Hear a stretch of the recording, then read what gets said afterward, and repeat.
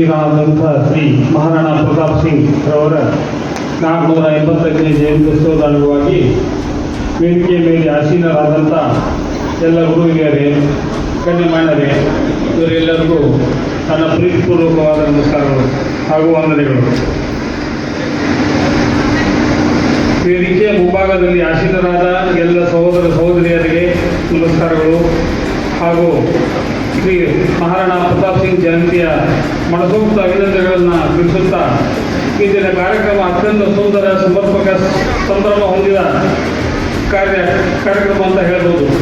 ಏಕೆಂದರೆ ಒಂದು ಸೂರ್ಯನ ಅಡಿಯಲ್ಲಿ ನಾವೆಲ್ಲರೂ ರಜಪೂತ್ ಸಮಾಜ ಬಾಂಧವರನ್ನು ಒಟ್ಟುಗೂಡಿಸಿ ಅತ್ಯಂತ ವಿಜೃಂಭಣೆಯಿಂದ ಜಯಂತಿಯನ್ನು ಹಲವಾರು ವರ್ಷಗಳಿಂದ ಆಚರಿಸುತ್ತಾ ಬದಲಾಗುತ್ತಿದೆ. ನಿಜವಾಗಿಯೂ ಇದರ ಶ್ರೇಯಸ್ಸು ಈ ಸಮಾಜದ ಅಧ್ಯಕ್ಷರಾದ ಶ್ರೀ ಮಹಾದೇವ್ ಸಿಂಗ್ ರಜಪೂತ್ ಅವರಿಗೆ ಸಲ್ಲಬೇಕು ಎಂದು ನಾನು ಇಲ್ಲಿ ಹೇಳಲು ಇಚ್ಛಿಸುತ್ತೇನೆ. ಎಲ್ಲ ರಜಪೂತ್ ಬಾಂಧವರನ್ನು ಒಟ್ಟುಗೂಡಿಸಿ ತನುಮನದಿಂದ ರಜಪೂತ್ ಸಮಾಜಕ್ಕಾಗಿ ಶ್ರಮಿಸುತ್ತಿರುವ ಜೊತೆಗೆ ವಧುವರ್ಗ ಸಮಾವೇಶ ಏರ್ಪಡಿಸಿ ರಜಪೂತ್ ಸಮಾಜಕ್ಕೆ ಅನುಕೂಲವಾಗುವಂತೆ ವಿವಾಹಗಳನ್ನು ಹೊಂದಿಸಿ ಹಲವಾರು ಮದುವೆಗಳನ್ನು ಮಾಡಿ ಬಾಳು ಕಟ್ಟಿಕೊಡುವ ಕಾರ್ಯಕ್ರಮ ಮಾಡ್ತಾ ಇರೋದು ನಿಜಕ್ಕೂ ಶ್ಲಾಘನೀಯ ಎಂದು ಅತ್ಯಂತ ಅಭಿಮಾನದಿಂದ ಹೇಳಬಯಸಿದೆ. ಮಹಾರಾಣಾ ಪ್ರತಾಪ್ ಸಿಂಗ್ ಅವರು ಯಾವತ್ತೂ ಧೈರ್ಯ, ಸಾಹಸ, ಬಲಿದಾನಕ್ಕೆ ಹೆಸರಾದ ಕಾರಣ ಇತಿಹಾಸದ ಪುಟದಲ್ಲಿ ಸದಾ ಅವರ ಹೆಸರು ಅಮರವಾಗಿ ಉಳಿದಿದೆ. ಅಂಥ ಒಂದು ವಂಶದಲ್ಲಿ ಹುಟ್ಟಿದ ನಾವುಗಳು ಹೆಮ್ಮೆ, ಸಂಭ್ರಮ ಪಡಬೇಕಾದ ವಿಷಯ.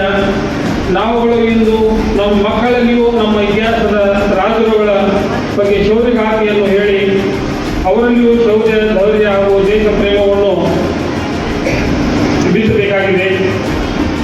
ಅವರಿಗೆ ಒಳ್ಳೆಯ ಸಂಸ್ಕಾರ, ಶಿಕ್ಷಣವನ್ನು ನೀಡಿ ಒಬ್ಬ ದೇಶದ ಸಬಲ ಪ್ರಜೆಯನ್ನು ಮಾಡಬೇಕಾಗಿದೆ ಅಂತ ಹೇಳುತ್ತಾ, ತಾವು ಮಾಡುತ್ತಿರುವ ಕಾರ್ಯಕ್ಕೆ ಸದಾ ನಮ್ಮ ಬೆಂಬಲ ಸಹಕಾರವಿದೆ ಎಂದು ಹೇಳುತ್ತಾ, ರಜಪೂತ್ ಸಮಾಜದ ಶ್ರೇಯಕ್ಕಾಗಿ ನಾವೆಲ್ಲರೂ ಒಗ್ಗಟ್ಟಾಗಿ ಕಂಕಣಬದ್ಧರಾಗಿ ಸೇವೆಗೈಯೋಣ ಎಂಬ ಮಾತು ವ್ಯಕ್ತಪಡಿಸುತ್ತಾ, ನನ್ನನ್ನು ಇಲ್ಲಿ ವೇದಿಕೆಯ ಮೇಲೆ ಒಂದು ಸ್ಥಾನವನ್ನು ನೀಡಿ ಸತ್ಕರಿಸಿ 4 ಮಾತುಗಳನ್ನು ಆಡಲು ಅನುವು ಮಾಡಿಕೊಟ್ಟಂಥ ಸಂಘಟಕರಿಗೆ ಧನ್ಯವಾದಗಳನ್ನು ಹೇಳುತ್ತಾ ನನ್ನ ಮಾತಿಗೆ ವಿರಾಮವನ್ನು ತಿಳಿಸುತ್ತೇನೆ.